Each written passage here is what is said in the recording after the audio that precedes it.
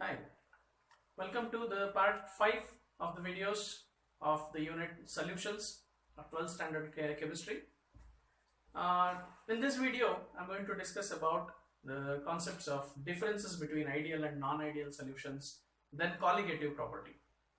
Okay, to start with, differences between ideal and non-ideal solutions. In the previous video, we have seen what are ideal and non-ideal solutions and also the graphical representations of ideal and non-ideal positive, non-ideal negative deviations. Now, here are the properties mentioned in this table. Then how do ideal solutions respond to these properties? Then what are the properties of positive and negative deviation solutions? Okay, to start with, Raoult's law. Ideal solution obeys Raoult's law at all compositions. This we have seen in the graphical representation in the previous video. Positive deviation solution do not obey.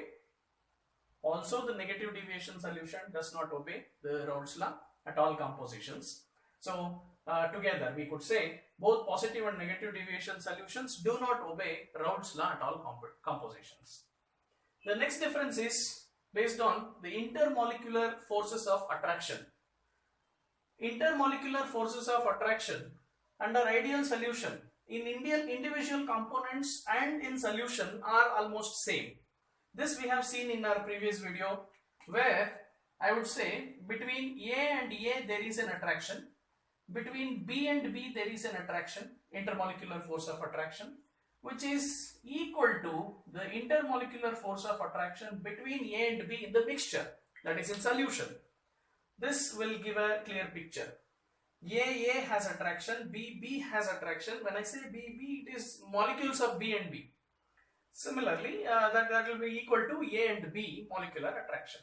In case of positive deviation, individual components have stronger intermolecular attraction than the molecules in solution. It means A and A have a stronger force of attraction, B and B have a stronger force of attraction than A and B molecules having the force of attraction. This we have seen. I had given an example like water and oil. When these two different liquids are mixed, individually they have an intermolecular force of attraction, but between those two there is a weak force of attraction. Whereas in negative deviation case, A and A has attraction, B and B have attraction which are lesser than AB force of attraction. That means it's like water and acid, which I had said in the previous video. Water and HCl. Individually they have some force of attraction, but when they are mixed together, the intermolecular force of attraction will be very strong than the individual components. So that is the difference under negative deviation. The third difference is enthalpy of solution. On mixing the two liquids during the solution formation or homogenization, what happens to the enthalpy change? The enthalpy change would be 0 in case of ideal solution. When you mix A and B together, there won't be any change in the heat of the system. In case of positive deviation under non-ideal, delta H mix is positive, which means you need to supply energy there to cause solution or homogenization. The very same example would explain easily water and oil example. If I want to mix water and oil, I may have to supply energy externally. If I supply energy externally, it absorbs and therefore it is endothermic. Therefore, delta H mixture is positive.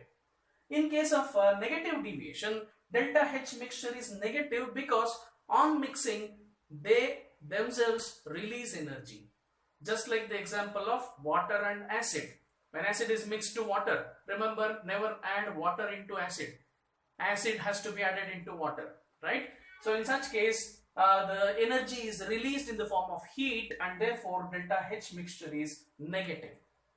Let's go to the fourth difference, that is change in volume. When two different liquids which form ideal solution are mixed together, the total volume is going to be 0. I mean, the change in volume is going to be 0. It means when I mix 1 liter of A and 1 liter of B, the total volume of the mixture will be 2 liters only. There won't be any change in the total volume. Whereas in positive deviation, If I mix 1 liter A, 1 liter B, this is not going to be equal to 2 liters. This will be slightly greater than 2 liters. Even if you have not noticed it, there will be a small increase in the volume of this solution. That is because A and B do not want to stay together. We have seen this in the previous classes. They do not want to be together. They want to go away from each other, and therefore there will be a slight increase in the volume. Okay, so I would say 1 liter plus 1 liter, but the total volume will be greater than 2 liter. Okay, then in the third case, that is negative deviation, you mix 1 liter A and 1 liter B, the solution is going to have less than 2 liters. Less than 2 liters volume. That means the volume will be reduced because they mix up so close that the molecular distance will be reduced. Because of that decrease in the intermolecular distance, there will be decrease in the volume, which is represented as delta V mixture less than 2 liters. In both these cases, I would say 1 liter plus 1 liter together will have a lesser volume than 2 liter. Whereas here 1 liter plus 1 liter will have a greater volume than 2 liter. That means individually there will be a different volume. When we mix them, there will be a reduced volume than the actual expected volume. Okay, the fifth case is azeotropes. Azeotropic mixture. This means the constant boiling mixture. When two liquids are in such a composition where both the liquids boil at same temperature. Both the liquids boil at same temperature, and that is called azeotropic mixture. In case of ideal solutions, they form an azeotropic mixture, whereas in case of a non-ideal solution, positive deviation, there will be a minimum boiling azeotrope. Why are we saying minimum? Because we know that boiling point is inversely proportional to vapor pressure. Please understand this. When there is a greater vapor pressure, because we said positive deviation, there is an increased vapor pressure. We have seen that elevation in the graph. When there is elevation of vapor pressure, boiling point will be reduced, and therefore we call it minimum boiling azeotrope. Whereas in the third graph also, in negative deviation, we have seen there was a depression of that resultant curve or resultant line, and that depression causes decrease of vapor pressure. When vapor pressure is decreased, the boiling point increases. Therefore, we call it as maximum boiling azeotrope. This is the case under negative deviation. Now, example for these solutions. For ideal solution, approximately we could say benzene toluene mixture, or any alkane mixture also can be ideal solution, like pentane, hexane, octane, nonane. Any alkane plus alkane will become an ideal solution. Under positive deviation, one will be very much polar and will have a strong intermolecular force of attraction. Another cannot break that intermolecular force of attraction, so it stays away from this molecule, like ethanol and acetone. When acetone is mixed into ethanol, only few hydrogen bonds between ethanol are broken, and so they remain away from each other. To mix them, to homogenize them, we may have to supply energy. Whereas in case of chloroform and acetone, both being polar, they can easily mix up with each other. They can develop strong intermolecular force of attraction. And I'll give you the example which we had earlier considered. It is like water and milk, and here water and oil, and here water and acid. I hope these examples would give you better understanding, but for examination purpose, I think it will be good if you remember these examples, and that will do the job. So these are some of the differences between ideal, non-ideal positive, non-ideal negative solutions. We will now see the next concept, that is colligative property. Let's see what is colligative property. A property which depends on number of particles but not on the nature of particles. I'll give one small clarity here. When we say particles, particles can be atoms, can be molecules, can be ions. irrespective of atoms, molecules and ions, that property depends only on number of particles but not on nature of particles. Once again, we need a clarity regarding this. Nature. When we say nature, it may be polar nature or non-polar nature, which means charged or not charged. Okay, polar means charged. When we say charged, it could be positive charge, negative charge. Non-polar is no charge. Okay, so molecules having positive or negative charge or having no charge, it does not matter, but it depends only on how many are there. Okay, I could make it simpler. A property which depends only on how many are there, not on who are those. Okay, molecules, it doesn't matter what is the nature of molecules, but what matters is only the number of molecules. So this is the important point here. A property which depends only on the number of particles but not on the nature of particles. And in our 12th standard solutions chapter, under colligative property, we have got 4 different properties to study. The first one is relative lowering of vapor pressure. We have already understood what is vapor pressure, and also there is a quantitative relationship given by Raoult's law. Using that Raoult's law, we are going to derive what is relative lowering of vapor pressure. I would say RLVP, this is the short form. Then EBP, that is elevation of boiling point. What is elevation? Boiling point we will understand slowly. Boiling point increase, that is increase of boiling point due to certain factors like number of particles, is elevation of boiling point. Depression of freezing point, DFP I have written. Freezing point decreases because of number of particles present in the medium. And finally OP, that is osmotic pressure. So RLVP, elevation of boiling point, depression of freezing point and osmotic pressure are the properties that we are going to study under the property, colligative property. Now let's see what is relative lowering of vapor pressure. The first colligative property, relative lowering of vapor pressure. To explain that, I have considered a case where we will discuss Raoult's law. I have got a volatile solvent in a beaker. Since it is volatile, it evaporates. Since it evaporates, there are vapors collected above the surface, and these vapors exert a pressure on the surface, and that pressure I would call P0. This is the P0 value of pure solvent. If we call it as solvent A, since I had given a notation in the beginning that 1 subscript represents solvent and 2 subscript represents solute, I'll retain the same symbols here. P0 of 1, because it is solvent. This is the vapor pressure of the solvent in pure state. To this, if I add a non-volatile solute, a small amount of non-volatile solute, generally solid, because solids are non-volatile, they do not evaporate so much. So if we mix these two, if a solid non-volatile solute is mixed into this volatile solvent, then the particles of solid are going to distribute throughout this solvent uniformly, because it is going to form a solution. When such a solution is formed, now presence of these solute particles restrict the evaporation. So the extent of evaporation decreases. The amount of vapors collected over the surface decrease.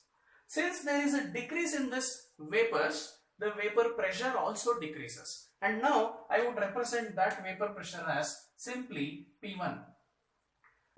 Initially we have seen P1 naught is the vapor pressure of pure solvent and P1 is the vapor pressure of solution. So this is the vapor pressure of solution. Now if we compare the first and final cases here, P1 naught is definitely greater than P1. So I represent like this. P1 naught is greater than P1. So there is a difference between these two. What is the difference between pure solvent and solution in terms of vapor pressure? That we would say P1 naught minus P1. P1 naught minus P1 will be now called as lowering of vapor pressure. I hope the words themselves explain this concept here. Lowering, that is decreasing of vapor pressure. Why? Because of addition of non-volatile solute. So lowering of vapor pressure is represented as P0 minus P, or P1 naught minus P1. Now what is relative? Why do we consider relative lowering of vapor pressure? A very simple reason here. This itself is a colligative property for the information. Colligative property. Lowering of vapor pressure itself is a colligative property because lowering happens to that extent which depends on the amount of solute added. If a little solute is added, lowering happens little. If you add more solute, more depression or lowering will happen. That will be meaning colligative property. Lowering of vapor pressure itself is a colligative property. Now we are considering relative lowering of vapor pressure, RLVP, and that is given as P1 naught minus P1 by P1 naught. This is the expression for relative lowering of vapor pressure, and here the reason is vapor pressure not only depends on the solvent and the solute added, it is also depending on another factor, external factor, and that is temperature. Since vapor pressure depends upon temperature, if I take the ratio of these two vapor pressures, difference of vapor pressures and the pure component vapor pressure, the temperature factor cancels out, so that this becomes independent of temperature. This term is independent of temperature. So for the calculation purpose, it becomes easier if we avoid the temperature value there. Therefore, to retain the mathematical precision, we have considered relative lowering of vapor pressure. Lowering of vapor pressure is decrease of vapor pressure due to the addition of a non-volatile solute to a pure solvent. Relative lowering of vapor pressure is ratio of lowering of vapor pressure of the solvent to the vapor pressure of pure solvent. Okay, this is the definition of relative lowering of vapor pressure. To obtain the expression for relative lowering of vapor pressure, we will make use of Raoult's law. So let us now consider the expression of Raoult's law and then how to relate it to RLVP. Now let's see how to derive the equation for RLVP, that is relative lowering of vapor pressure, from Raoult's law. According to Raoult's law, the partial pressure of a component or liquid in a solution is directly proportional to the mole fraction of it in the solution. So we are considering solid in liquid. Anyway, solid will have a least evaporative nature. Liquid will have its evaporative nature, and that partial pressure is now depending on mole fraction of that liquid. Once again, these are the standard symbols. Please remember, one subscript here represents solvent. Okay. P1 is directly proportional to X1. If we convert this into equation, it becomes P1 is equal to P1 naught into X1. P1 naught is a constant, which is the vapor pressure of pure solvent. This is the equation of Raoult's law. Now let us consider the condition, apply this condition, that is X1 plus X2 in a solution is always equal to 1. Sum of the mole fractions is 1.